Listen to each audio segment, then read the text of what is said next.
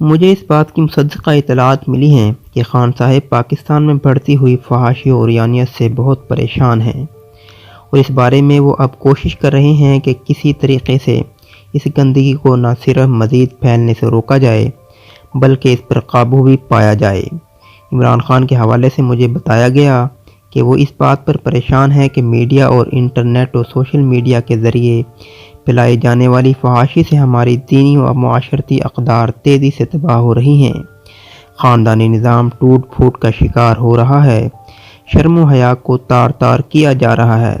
اس گندگی کو روکنے کے لیے ایک طرف وزیر اعظم نے جنرل ریٹائرڈ آصف باجوہ کو ہدایت کی ہے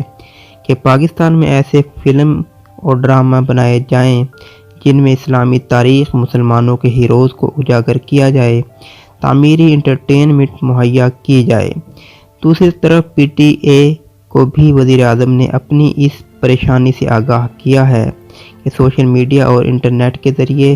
پھیلائی جانے والے فحش مواد سے قوم کے نوجوانوں کے کردار کو تباہ کیا جا رہا ہے۔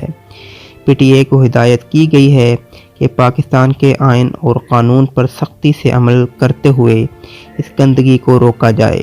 ابھی تک مجھے اس بات کا علم نہیں ہو سکا کہ آیا وزیر اعظم نے پیمرا کو بھی ایسی ہدایات جاری کی ہیں یا نہیں، کیونکہ فحاشی اور عریانیت اور گندے اور بیہودہ ڈراموں اور اشتہارات کو روکنے کے لیے پیمرا کا بہت کلیدی کردار ہے جو وہ ابھی تک ادا کرنے میں مکمل ناکام رہا ہے۔ پیمرا جہاں چاہتا ہے وہاں تو فوری ٹی وی چینل تک کو بند کر دیتا ہے، اس کا لائسنس تک کینسل کر دیتا ہے،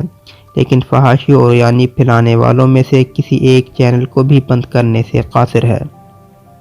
گھٹیا ڈرامے بھی چل رہے ہیں اور ایسے اشتہارات بھی جن میں خواتین کو کم لباس پہنا کر مختلف اشیاء کی مارکیٹنگ کی جاتی ہے۔ ہمارے ملک میں ریپ کے کیسز میں بہت اضافہ ہو رہا ہے۔ دوسری وجوہات کے علاوہ فحاشی اور عریانی بھی اس جرم کے اضافے کی ایک اہم وجہ ہے۔ ریپ اور دوسرے خطرناک جرائم میں ملوث مجرموں کو سرعام پھانسی دینے کے مخالفین کا سارا زور اس بات پر ہے کہ مغربی ممالک کی طرح کرمنل جسٹس سسٹم ٹھیک کر لیں تو سب ٹھیک ہو جائے گا۔ لیکن کوئی ایک سے پوچھے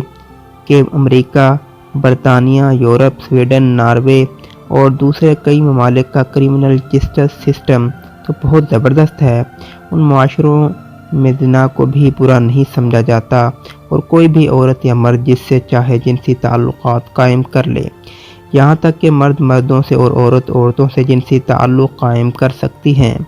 لیکن اس کے باوجود ان تمام ممالک میں کسی بھی مسلمان ملک سے زیادہ ریپ کیسز ہوتے ہیں۔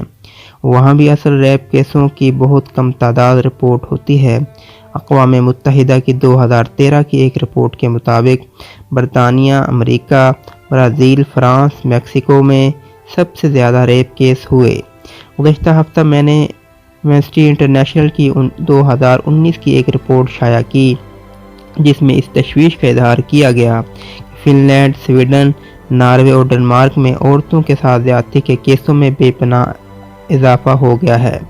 اور صرف فن لینڈ میں ایک سال میں کوئی 50,000 خواتین کے ساتھ زیادتی کی گئی۔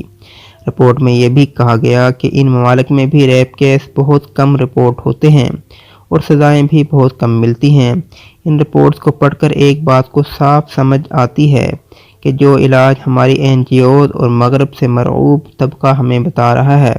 وہ کوئی حل نہیں۔ کرمنل جسٹس سسٹم کو ضرور درست کریں،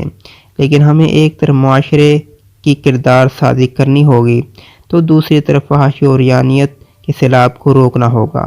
اس کے ساتھ ساتھ جو درندے عورتوں، بچوں کے ساتھ زیادتی کا ارتکاب کرتے ہیں انہیں نشان عبرت بنانے کے لیے سرعام پھانسی دینا ہوگی، جس سے ان جرائم میں کمی واقع ہوگی۔ اس کی دنیا اور تاریخ میں مثالیں موجود ہیں۔